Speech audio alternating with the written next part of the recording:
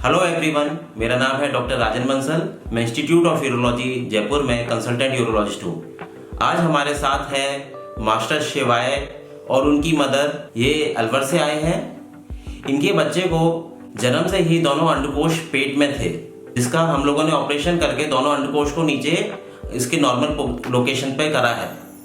आइए जानते हैं इनका एक्सपीरियंस कैसा रहा। नमस्ते। नमस्ते सर। आपको कब पता चला पहली बार कि बच्चे के अंडकोश में प्रॉब्लम है? सर ये 6 मंथ का था तब पता चला था। जब इसकी अम्मा रखती थी तो उन्होंने बताया कि शायद इसके ये अंडकोश नहीं है, गोलियां बोलते हैं हमारी भाषा में थे इसको। तो सर फिर हमने इनको दिखाया तो लेकिन सही गाइडेंस नहीं मिली। उन्होंने कहा कि ये आ जाएंगी धीरे धीरे, तो हमने इस पर इतना फोकस नहीं करा सर।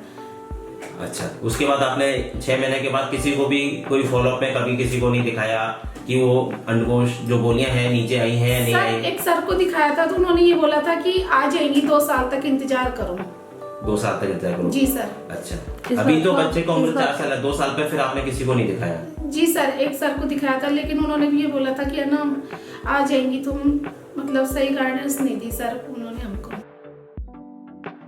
जो प्रॉब्लम है अनडिस्टेंडेड टेस्टिस, जिसमें दोनों अंडकोश जन्म से ही पेट में होते हैं, इसका 6 महीने से 1 साल तक हम लोग वेट करते हैं। अंडकोश नीचे आ रहा है तो उसका वेट किया जाता है। यदि दोनों अंडकोश पेट में ही मौजूद हैं तो इसका छोटे बच्चों में 6 महीने की उम्र पे भी ऑपरेशन करके दोनों अंडकोश को इसके नॉर्मल लोकेशन पे लाया जाता है। अंडकोश पेट में होने से क्या नुकसान है? जब अंडकोश पेट में होता है, नॉर्मली जो अंडकोश है उसको बॉडी का स्ट्रक्चर इस तरह से बनाया गया है कि दोनों अंडकोश बॉडी से बाहर रहते हैं। एक बैग रहता है जिसको स्क्रोटम बोलते हैं, उसके अंदर रहते हैं, जिसके कारण दोनों अंडकोश का जो टेम्परेचर है बॉडी टेम्परेचर से 2 डिग्री कम रहता है।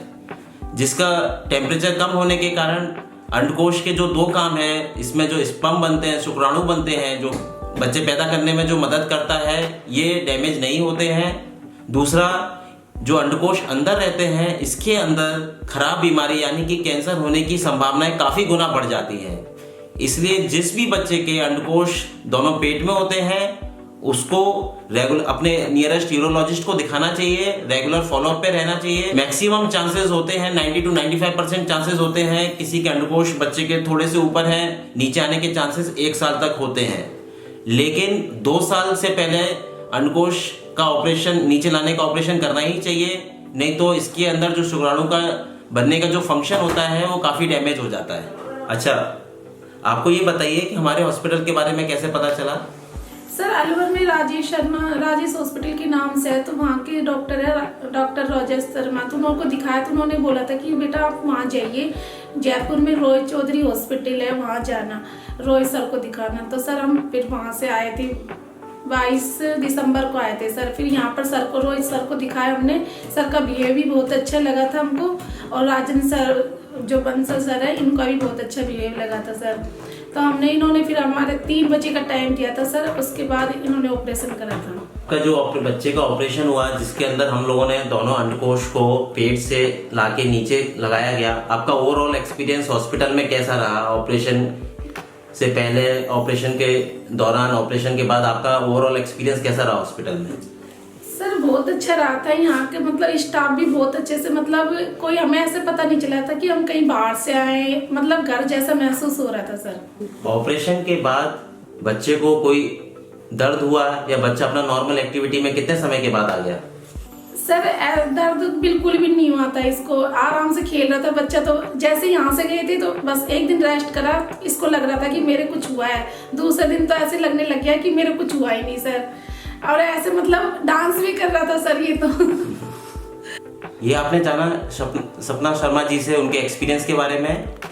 इनके बच्चे के दोनों अंडकोश पेट में ही थे। इन्होंने 6 महीने के बाद वहाँ अलवर में अपने एक प्राइवेट हॉस्पिटल में दिखाया, लेकिन प्रॉपर गाइडेंस ना होने के कारण या इनको प्रॉपर जानकारी नहीं मिली कि इनको रेगुलर फॉलोअप पे रखना चाहिए कि अंडकोश नीचे आ रहा है या नहीं आ रहा है, उसके लिए ऑपरेशन करना कितना जरूरी है, उसका ऑपरेशन समय से ना हो तो उसके क्या नुकसान हो सकते हैं, इस बारे में प्रॉपर गाइडेंस नहीं मिली। इसलिए जिस भी बच्चे के अंडकोश जन्म से पेट के अंदर हैं या दोनों अंडकोश नॉर्मल लोकेशन पे नहीं मिल रहे हैं, नॉर्मल स्क्रोटम जो बैग होता है उधर नहीं है, तो आपको तुरंत ही अपने नियरेस्ट यूरोलॉजिस्ट से मिलना चाहिए। दोनों अंडकोश को 2 साल से पहले यदि वो नीचे अपने नॉर्मल लोकेशन पे नहीं आए हैं तो उनको एक बहुत ही सिंपल ऑपरेशन से नीचे फिक्स कर दिया जाता है।